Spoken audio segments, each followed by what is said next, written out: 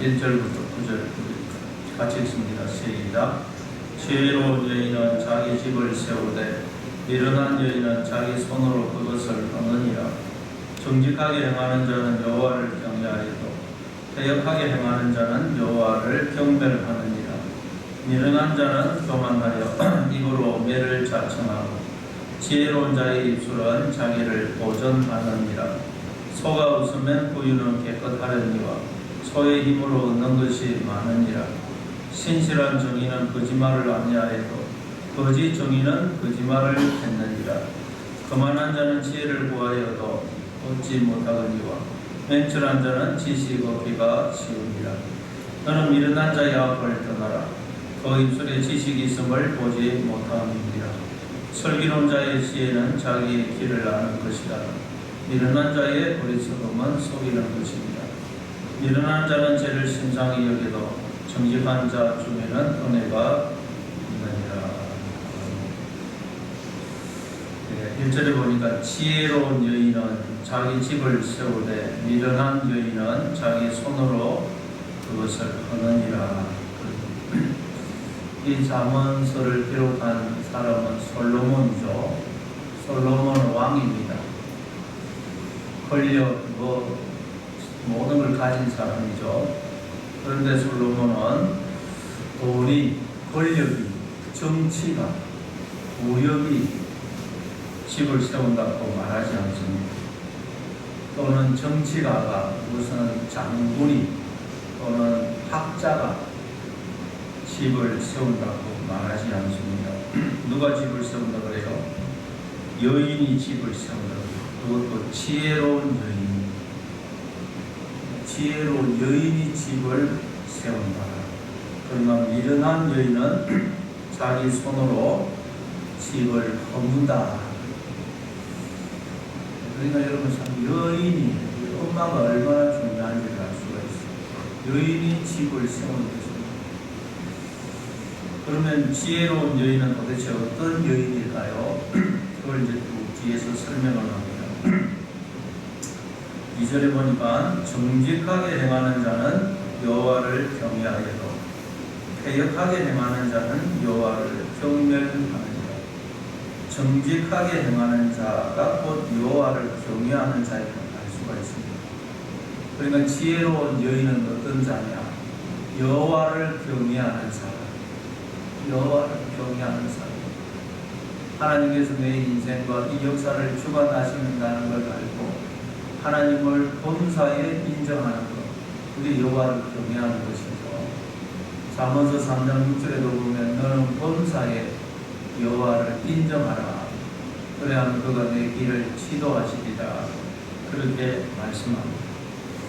본사에 하나님께서 하나님을 인정하는 것, 하나님께서 내 인생 그를 주관하시고 섭리하시고 이끌어가고 계신다 하는 걸 인정하는 사람, 그 사람이 지혜로운 사람이고 그런 사람이 집을 세운다는 것입니다. 왜 그럴까요? 시편 127편을 보니까 여호와께서 집을 세우지 아니하시면 세우는 자의 수고가 헛되고 여호와께서 성을 지키지 아니하시면 하수꾼의 경성함이 허사다 그랬죠. 사실 집을 세우시는 분은 하나님입니다. 그래서 우리가 범사에 하나님을 인정할 때 또 하나님이 우리의 집도 세우고 우리의 신령도 가정도 교회도 이 나라도 세우시는 것입니다. 하나님이 세우세요. 그래서 우리는 범사에 하나님을 인정할 때 하나님을 경외할 때 그때 집을 세울 수가 있는 것입니다. 여러분 여호와를 경외함으로 집을 세운 여인, 대표적인 여인이 성경의 룻이죠.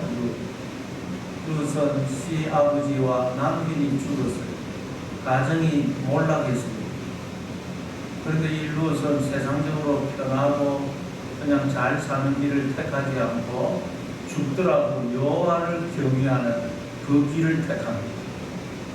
그래서 시험이 나오기를 따라서 미국 땅에 따라오지 않습니다. 오직 하나님 경외하기 위해서. 그랬더니 그가 가정도 세우고 다윗의 정조모가 되지 않습니다. 나라도 세웁니다. 이처럼 하나님을 경외하는 여인 가정으로 나라도 세운다. 네, 그리고 3절에 보니까 미련한 자는 교만하여 입으로 매를 자청하고 지혜로운 자의 입술은 자기를 보전하느니라. 자기의 집을 세우는 지혜로운 여인은 누구라고 그래요? 이 말을 항상 믿음의 말, 축복의 말, 하나님의 말씀을 한다는 것입니다. 우리 인간은 말로 이루어져 있죠. 그리고 생각이 있고 나 아닙니다. 그리고 그 생각이 말로 이루어져 있습니다. 그래서 어떤 말을 듣느냐에 따라서 우리가 하나님의 사람으로 세워질 수도 있고 마귀의 사람이 될 수도 있습니다. 어떤 말을 듣느냐에 따라서. 그래서 지혜로운 여인은 항상 하나님의 말씀을 한다. 그럼 자녀들도 하나님의 사람으로 세워지고 남편도 하나님의 사람으로 세워지고 가정이 세워지고 교회가 세워지는 거죠. 그럼 여러분 집에서도 어디든 쉬든지 부정적인 말을 하지 마시고 항상 하나님의 말씀, 하나님의 말씀을 하고 자녀도 세우고 남편도 세우고 가정도 세우고 교회도 세우고 이 나라도 세우는 여러분 되시기를 바랍니다. 그리고 4절에 보니까 소가 없으면 구유는 깨끗하느니와 소의 힘으로 얻는 것이 많으니라. 그렇죠. 소가 없으면 구유가 깨끗해집니다. 그리고 그러나 소를 키우면 구유나 모든 게 더러워지죠. 저도 저희 집도 어렸을 때 소를 몇 마리 키웠는데 소 키우는 것이 얼마나 힘든지 모릅니다. 대량으로 해가지고 시설을 딱 해가지고 하면 편하겠지만 옛날에는 그게 아니고 그냥 몇 마리 키우려 하니까 매일 풀을 해야 됩니다. 매일 풀을 이약까지 해야 되고 이틀만 하면 다 먹어버려요. 그럼 풀을 배워가지고 집하고 쫙 끌어가지고 썰어가지고 물을 한 바퀴씩 해가지고 갖다 주고 뭐 돌아서면 다 먹어버려요. 보통이 아닙니다. 그리고 계속 똥을 넣으니까 뭘 치워야 돼요. 치우면 그냥 일주일에 한 번씩 치우면 매일같이 나와. 얼마나 힘든지 모릅니다. 냄새가 나고 파리가 얼마나 소망하게 그냥 들끓는지 모릅니다. 소를 안 키우면 힘도 안 들고 그냥 편합니다. 깨끗해집니다. 그러나 소를 안 키우면 시골에서 농사도 못 짓습니다. 옛날에 소를 가지고 농사 지었지 않습니까? 그리고 또 소 팔아가지고 자식도 공부도 시키고 빚도 갚고 그렇게 했습니다. 따라서 소를 키우는 것이 힘들고 번거롭지만 얼마나 감사한 것인지 모릅니다. 마찬가지로 여러분 자식 키우는 것도 그렇죠. 자식 키우는 것은 소 키우는 것보다 비교할 수 없이 어렵고 힘듭니다. 그래서 무자식이 상발자라는 말이 있듯이 자식이 없으면 상당히 편할 것 같습니다. 그러나 자식을 통해서 얻는 그 기쁨은 다른 무엇으로도 얻을 수 없는 기쁨이고 또 우리는 자식을 키움으로 하나님의 마음을 알게 되죠. 그래서 힘들지만 무자식이 상발자다 그런 말이 나올 정도로 힘들지만 그러나 우리가 자식을 키움으로 얻을 수 있는 기쁨, 보람, 행복, 하나님의 마음을 알게 되는 것입니다. 교회에서도 우리가 신앙생활 할 때 직분도 안 받고 그냥 예배만 팍 드리고 가버리고 굳은 일, 힘든 일 안 하면 참 편합니다. 그래서 요즘 성도들은 대형 교회를 찾습니다. 왜? 편하게 예배만 드리면 되거든요. 너무 편해요. 그런 직분도 안 받고 굳은 일, 힘든 일 안 하면 믿음이 자라지 않습니다. 성숙이 지지 않아요. 여러분 우리 인생도 쭉 평탄하기만 하고 어렵고 힘든 일, 재앙으로 보이고 이런 일은 안 당했으면 좋겠습니다. 그냥 가난하고 항상 좋은 일만 있으면 좋겠습니다. 그러나 여러분 그러면 사람은 절대 깊어지지 않습니다. 우리는 여러 인생을 통해서 여러 가지 일들을 다 겪어요. 힘든 일도 겪고 실패도 겪고 자질도 겪고 재앙으로 보이는 일들도 겪고 이 코로나 같은 이런 사태도 겪고 다 겪어야 됩니다. 그런 일을 겪음으로써 우리는 인간은 하나님을 의지해야 되는 것이구나. 그래서 그것 때문에 우리는 하나님을 의지하고 하나님을 붙들게 되는 것입니다. 그러니까 여러분, 우리 인생에 일어나는 그 어떤 일, 저주로 보이고 재앙으로 보이는 일들도 우리에게 손해가 아니다. 다 우리를 겸손케 하고 하나님만 바라보게 하고 하나님만 의지하게 만드는 하나님의 손길이다 라고 생각하고 감사하는 사람, 그 사람이 지혜로운 사람이고 집을 세운다. 편안하게 이런 사람은 절대 집을 못 세웁니다. 어떤 일이 일어나면 하나님이 나의 유익을 위해서 허락하셨다. 감사할 때, 그래서 하나님만 의지할 때 그 사람이 집을 세운다는 거죠. 또 5절에 보니까 신실한 증인은 거짓말을 아니하여도 거짓 증인은 거짓말을 했느니라. 신실한 증인, 우리는 다 그리스도의 증인이죠. 우리는 다 하나님의 증인으로 보냄을 받았습니다. 우리의 삶과 존재를 통해서 우리는 하나님을 나타내 보여야 됩니다. 항상 어떤 일이 있어도 하나님을 나타내고 그게 증인입니다.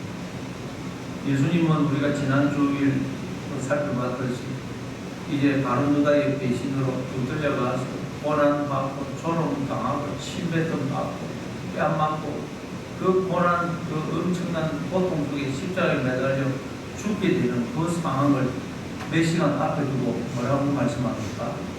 인자가 영광을 얻고 하나님도 인자를 통해서 영광을 얻었습니다. 그렇게 말씀을 해요. 왜 그걸 통해서 예수님은 하나님을 드러냈었거든요. 그럼 여러분, 우리가 어떤 절망적인 상황, 어떤 어려운 일을, 오해를 당하고 억울함 당하고 욕 듣고 그런 상황 속에서도 그냥 절망하고 좌절하고 낙심하면 안 되고, 하나님이 나로 하여금 영광을 얻게 하시려고 그러는 것이고, 하나님께서 나를 통해서 영광을 받으시려고 그러시는구나. 그렇게 감사해야 된다는 것입니다.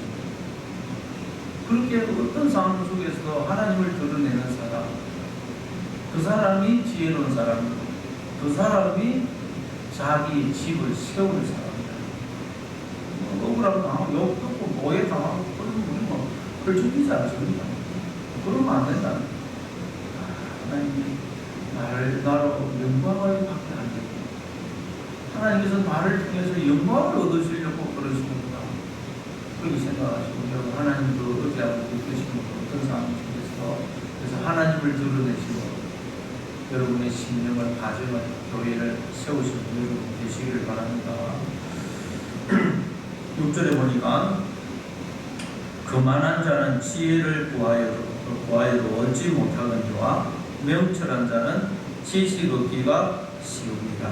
거만한 자는 하나님을 의지하지 않고 하나님 말씀에 귀를 기울이지 않고 말씀에 순종하지 않는 사람이 거만한 자죠.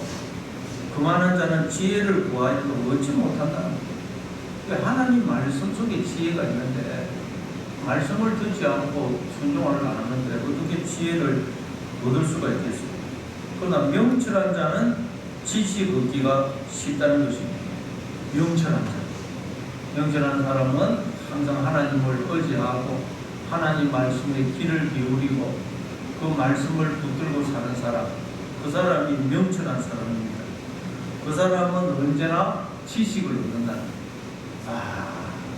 그런 사람은 어떤 일을 만나도 그걸 통해서 하나님은 이런 분이구나. 하나님이 이렇게 은혜를 베푸시는구나. 모든 상황을 통해서 하나님을 알고 배웁니다. 요셉이 그랬죠. 요셉은 애굽의 노예로 팔려가도 또 억울한 누명을 쓰고 감옥에 들어가고 오직 하나님만 바라보고 그 하나님이 주셨던 약속의 말씀을 두릅니다. 그 약속의 말씀, 꿈을 주셨죠. 하나님 요셉에게 자기의 됐다는 쓰이고 형들의 됐다는 써서 자기 됐다는 절하고 해와 달과 열한 별들이 자기에게 절하는 그 꿈, 그게 말씀 아닙니까? 요즘 같은 그래서 그 말씀을 너무 붙들고 살았어요. 어떤 상황에서도 다윗은 그래서 낙심하지 않고 절망하지 않고 말씀을 붙들고 소망 가운데 살았어요. 그랬더니 창세기 41장 39절에 보니까 바로가 그런 요셉을 향하여 하나님이 이 모든 것을 내게 보이셨으니 너와 같이 명철하고 지혜 있는 자가 어떠나. 요셉이 뭐 때문에 명철이 있겠어요? 배우들 박사들이 얼마나 많은데. 그러나 요셉은 오직 하나님 의지하고 그 말씀을 붙들기 때문에 모든 걸 통해서 배운 것입니다. 야, 정말 하나님 이런 분이 배운 것입니다. 그 사람이 여러분 어떻다고요? 집을 세워. 오늘 어떤 상황에서 하나님 의지하시고 하나님 말씀을 붙들고 낙심하지 말고 요셉처럼 그런데 그 말씀을 붙들므로 집을 세우는 여러분 되시기를 바랍니다. 7절에 보니까 너는 미련한 자의 앞을 떠나라. 그 입술에 지식이 있음을 보지 못한 인지라. 미련한 자를 떠나라. 미련한 자는 하나님이 없다고 하는 사람이 미련하다고 그러죠. 자기가 자신의 주인이 되어 있는 사람, 하나님이 되어 있는 사람, 그 사람이 미련한 사람입니다. 그러니까 여러분 미련한 자의 앞을 떠나라는 말 속에는 네가 너의 주인이 되지 말아라, 네가 하나님이 되지 말아라, 그런 의미가 담겨 있는 것입니다. 그럼 내가 나의 주인이 되고 하나님이 되면 인간은 절대 하나님은 보지 못하고 눈에 보이는 현실만 봅니다. 눈에 보이는 현실, 그게 전부인 줄 알고 그것만 쳐다보고 현실이 좋으면, 아주 현실이 평등하고 좋으면 그냥 좋아하고 자기가 잘나서 그런 줄 자랑합니다. 그냥 눈에 보이는 현실이 어렵고 그냥 암담하면 그냥 이제 망한다고 생각하고 죽다고 생각하고 절망하고 낙심하고 불평, 원망하고 누구를 탓하고 그러는 것입니다. 여러분, 사람이 성숙하냐 성숙하지 못하냐는 뭘로 보면 알 수가 있습니까? 누구 탓을 하느냐 보면 알 수 있어요.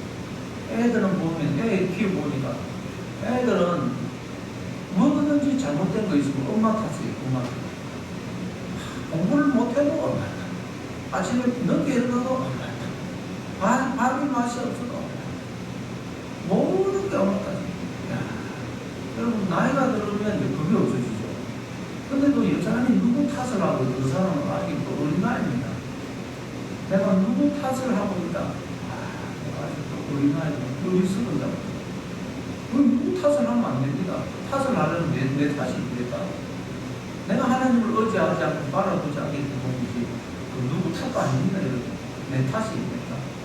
내가 하나님을 의지하지 않고 바라보지 않고 있구나. 모든 건 내 탓이지. 누구 탓하면 안 됩니다. 그거 말이에요. 내가 내 속에 누구 탓을 하고 있다. 아이고, 내가 또 하나님을 의지하고 바라보지 않고 있구나. 우리 미션. 그게 여러분 뭐라고요? 미련한 자의 앞을 떠나라. 우리는 언제나 여러분 요소 갈렙처럼 우리는 저 가나안 땅을 정복할 수 있다. 왜 하나님이 저 가나안 땅을 주시겠다 그 약속을 하지 않았느냐? 그러니 들어가서 차지하자. 항상 이렇게 긍정적인 말을. 그 사람이 어떻다고요? 지혜로운 사람이고 집을 세운다. 그럼 미련한 자의 입술에 지식이 있음을 보지 못했다고 그러죠. 미련한 자는 항상 부정적인 말을 하고 다른 사람 탓을 하는 사람. 그 사람은 미련한 사람이에요. 8절에 슬기로운 자의 지혜는 자기의 길을 아는 것이라도 미련한 자의 어리석음은 속이는 것입니다. 슬기로운 자의 지혜는 뭐냐? 자기의 길을 안다는 거예요. 자기의 길, 인생 길. 여러분, 하나님을 경외하는 사람은 인생 길을 압니다. 인생 길. 어디서 와서 어디로 가는지, 어떤 길을 가는지 안다는 거예요. 어떤 길을 갑니까? 하나님께서 아브라함을 갈대아 우르에서 불러내시면서 너는 고향과 친척과 아버지의 집을 떠나 내가 내게 보여줄 땅으로 가라. 내가 너로 큰 민족을 이루고 내게 복을 주고 내 이름을 창대하게 할 것이고 너로 복이 되게 하겠다고. 우리는 어떤 인생길을 간다고요? 고향과 친척과 아버지 집의 집을 떠나 하나님이 보여주시는 땅을 향하여 가는 거예요. 우리는 여러분 하나님 없이 살던 삶, 두려움, 절망, 미움, 부의 한탄에 사로잡혀 살던 삶, 거기에서 하나님이 나를 다스리시는 하나님 나라를 향하여 계속 길을 가는, 그 길을 가는 거예요. 그 길. 이스라엘 백성들은 애굽에서 나와서 가나안 땅을 향하여 그 길을 가죠. 이게 성도가 가는 길이에요.